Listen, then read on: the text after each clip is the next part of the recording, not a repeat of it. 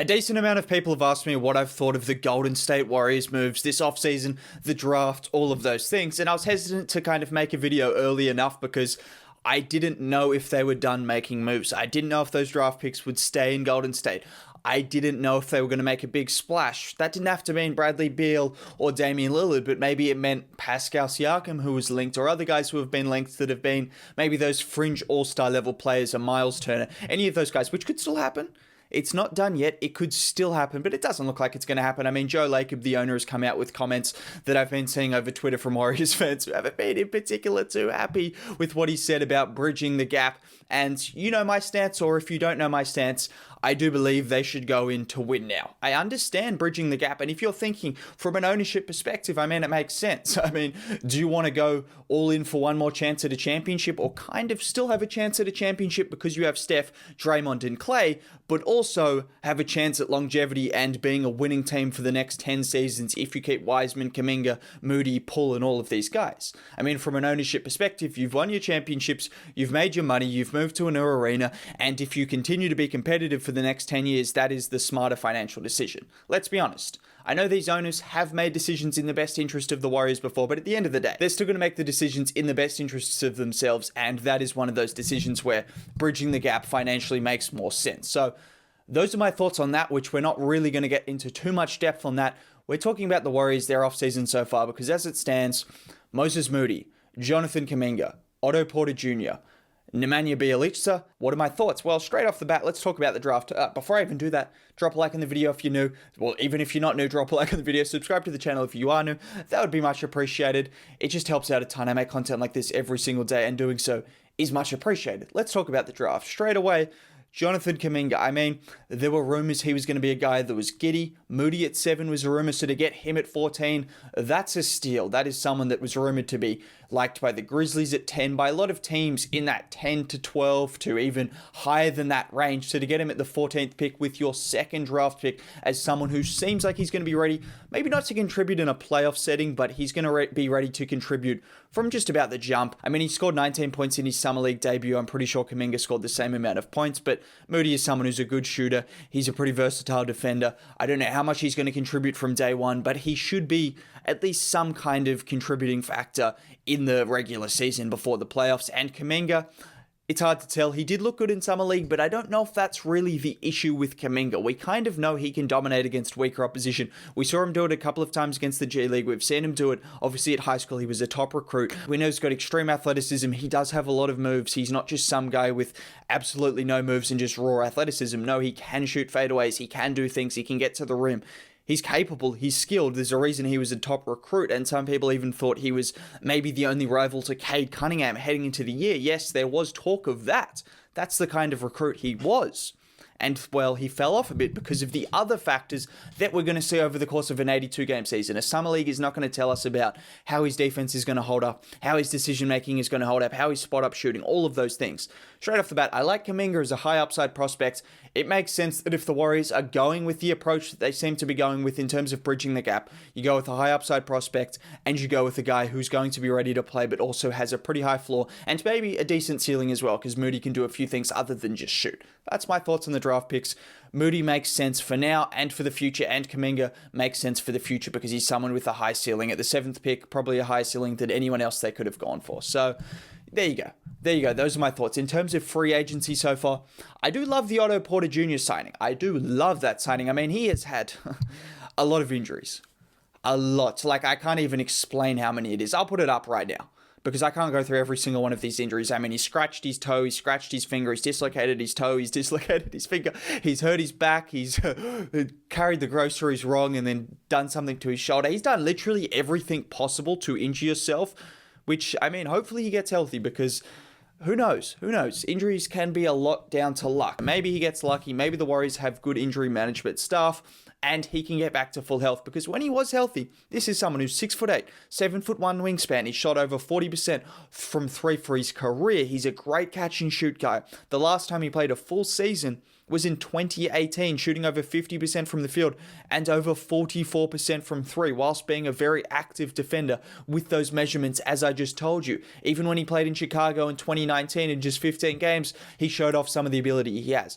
He does have ability. We know that. There's no question about this. It reminds me a lot of the Nicholas Batum signing. Batum didn't have as many injury problems as Otto Porter Jr. I don't think anyone in NBA history has had quite that many injury problems, or at least that many minor injuries. But Batum was someone who was a maligned player, a versatile defender, and people started to kind of get it mixed up with having a high contract and maybe not living up to the contract, definitely not living up to the contract, and still being a good player. Otto Porter, when healthy, is still a very good player, still a great role player. If he can stay healthy, this is probably the steal of free agency to get him on a minimum, similar to Batum last year. He stayed healthy. He was just fantastic for them. You saw what he did for the Clippers. He gave them different lineup versatility, and that's what I expect with Otto Porter Jr. as well. Should I just say Porter Jr.?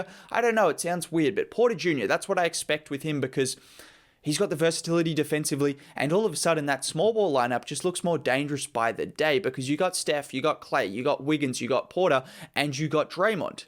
Those are versatile defenders. All of a sudden you've got 40% shooters. I mean, the best two shooters of all time, a 40% career shooter, and Wiggins, who shot 38% from three last season. A lot of those guys can cut to the rim. All of those guys can cut to the rim. We know Draymond's passing ability. He's actually improving his shooting. He's starting to take that on a bit. I think he will be a better shooter this year. All of a sudden, that small ball lineup, which we saw the Clippers really dominate the Utah Jazz with, that's the kind of lineup you can go out with. I know they already used it before with the likes of JTA, with other guys in that lineup, but in theory, I think Porter Jr. could be a huge piece in that lineup with the shooting he offers and the defensive versatility. That could be a death lineup to watch out for, but let's just hope he stays healthy. If he stays healthy, you're hearing it here first, he's probably the steal of free agency. In my opinion, in terms of Nemanja Bjelica, I mean, I wouldn't call him the steal of free agency, I'd call him a solid rotational pickup. That's what he is. He's going to provide shooting. He's going to provide spacing. He's a consistent three-point shooter similar to Porter Jr. Not a great defender, but he can give you minutes in the regular season. Even in the playoffs last year for the Heat, who were down bad. They were down horrendous when they had to throw him in the game, but he made some shots for them. That's the kind of guy he is. He's going to stretch the floor. He shoots from distance, and, well, there's not too much else to say about him. Just a bit of versatility as well. Never hurts. Another guy to add to the rotation. When you had Looney and Wiseman, who missed a lot of games last season, you don't want that to happen again where you have no center. So to have Bjelica, at least a different body there. So that's cool, I guess. And, well, they do have a mid-level exception. I think they can get two more players from what I'm hearing, but I know they have a mid-level exception. A lot of people like the idea of Andre Iguodala, obviously the reunion. I loved the idea of Patty Mills. I'm sorry to rub it in, Dubs fans. I mean, as an Australian, I wanted to see him on the Warriors. I loved the idea of it because who's your second best guard behind Jordan Poole off the bench? Is it Damian Lee, who's been cool? He's definitely no Patty Mills. He's by no means no Patty Mills, okay? I'll tell you that much. He's no Patty Mills. But sorry for getting a little Patty Mills Australian pride on you, but he's no Patty Mills, but he's a solid player coming off the bench. Nico Mannion, can he take a jump? He was impressive for Italy, but I don't think he's quite there yet. What's Moody going to be? Is he going to be a two-guard, a three? Who knows? That's why it would have been nice. Danny Green was linked. There were some guys that could have been on the table. Who knows? Maybe they still make a move. I've heard the rumors with Joe Ingles. If Joe Ingles goes to your team, I will now be an honorary fan and I will make a video very regularly because it's Joe Ingles, man, and he would be perfect. Another great shooter, 45% this season or something ridiculous.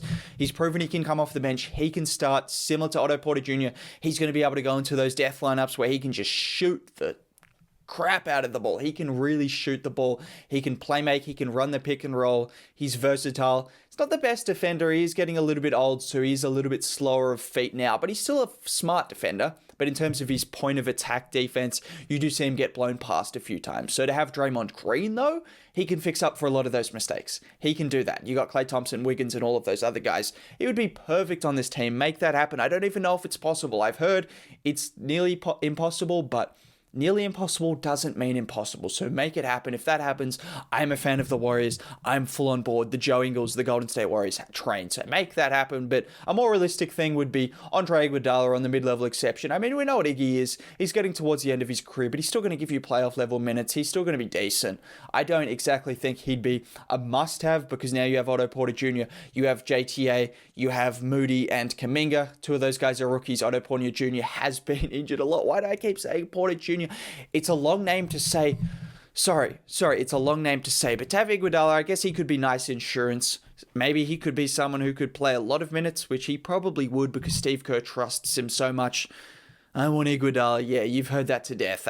It's old now, but he can make shots in the clutch as well. He genuinely can, and obviously defensively, he's still good. He's still good. On a mid-level exception, everything he brings, the intangibles, the intelligence, the smartness, the locker room leadership, you wouldn't go too wrong if you went him, but I wouldn't mind a guard there as well. A trade would be cool if you somehow managed to get Joe Ingles. Perfect. Yes, my brain can't even compute Steph Curry and Joe Ingles in the same team.